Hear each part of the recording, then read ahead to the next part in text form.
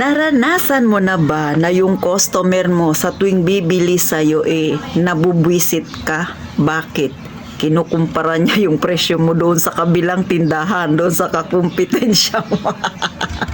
Oh, na-experience mo na yan, Sisi? Mag-real talk tayo. Pero bago siya titintin, mag-umpisa sa aking topic, pindutin mo na ang subscribe button na yan. Huwag ka nang mahiya at tayo nang mag-chismisan. So, Sisi, ganyan ka rin ba? Inis na inis ka rin ba? Bisit na bisit ka ba sa customer mo? Sa tuwing bibili sa'yo, lagi kang binabara, sinasabihan ka ng, bakit ang mahal ng tinda mo, te? Doon sa kabila, mura lang. Ano ang isinasagot mo? Nakikipagtalo ka ba, Sisi?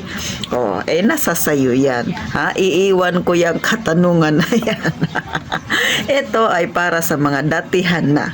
Pero sa mga baguhan, manood ka, Sisi, simula sa umpisa, makakakuha ka ng idea sa aming mga datihang nagtindahan. Kung ikaw ay wala pang tindahan, nagbabalak na magkaroon ng tindahan, sana hindi mo yan maranasan.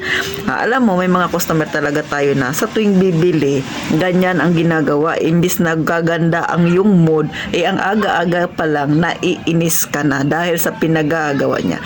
Number 1 niya na dahilan ni customer bakit niya ginagawa sa'yo, kasi gusto niya dumiskarte. Anong diskarte? Syempre, una, magsasabi yan ng mahal yung paninda mo, sa kabila mura lang, tapos magko-comment ka, tapos magko-comment siya, magpapalitan kayo ng mga comment ninyo, kinatapusan yan, didiskartehan ka niyan para mangutang.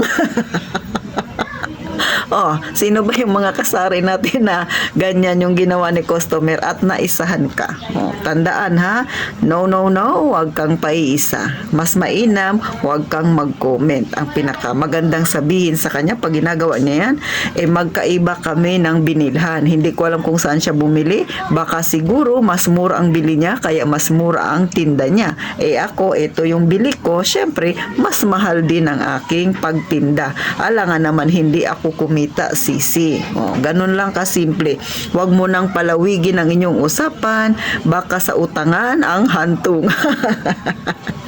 Number 2, kaya niya yan gagawin kasi balak niya doon sa kakompetensya mo mangutang. So gagawin niya lang, ikaw ay gawing sangkalan. Di ba?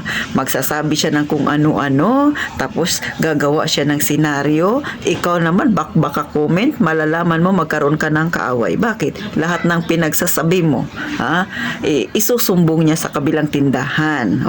Ang gagawin niya, lilinisin niya ang sarili niya at ikaw mismong tendera ka ang ididiin niya doon sa kakompetensya mo. Si kakompetensya magagalit sa iyo. Di ba? Totoo yan, mga kasari. Nangyayari yan. Sa mga datihang mga may tindahan diyan, na-experience mo ba yan, Sisi? Ano ang ginawa mo? Para sa akin, hindi ko pinapatulan yung mga ganyan. Alam mo mga kasari, bakit? Ayaw ko siyang bigyan ng pagkakataon na ako ay kanyang mautangan. Ayaw ko siyang bigyan ng pagkakataon na ako ay magkaroon ng kaaway. Kasi yung mga ganyang klaseng tao, minsan mainggit yan sa katawan, lalo na kung nakikita niya na umuunlad ka na. Dati nakita niya na hindi naman ganun yung buhay mo, pero simula nung nagtindahan ka, gumaganda ang tindahan mo. May mga ganyang tao na yung inggit ay hindi nila maialis sa katawan nila. Kaya ang ginagawa niya, sisiraan ka niya. At para magkaroon siya ng kakampi, syempre, gusto niyang mag-comment ka ng mag-comment sa sasabihin niya, at lahat ng sinabi mo, isusumbong niya sa kabila. Diba? Alam mo mga kasari, ako hindi ko pinapatulan yung mga ganyan. Number 1 na para sa akin na dahilan ko, hindi ako kikita sa kanya, kundi magkakaroon ako ng kaaway. At saka yung mga walang kabuluhang usapan na yan, hindi ko matatapos ang trabaho kung haharap ako sa kanya.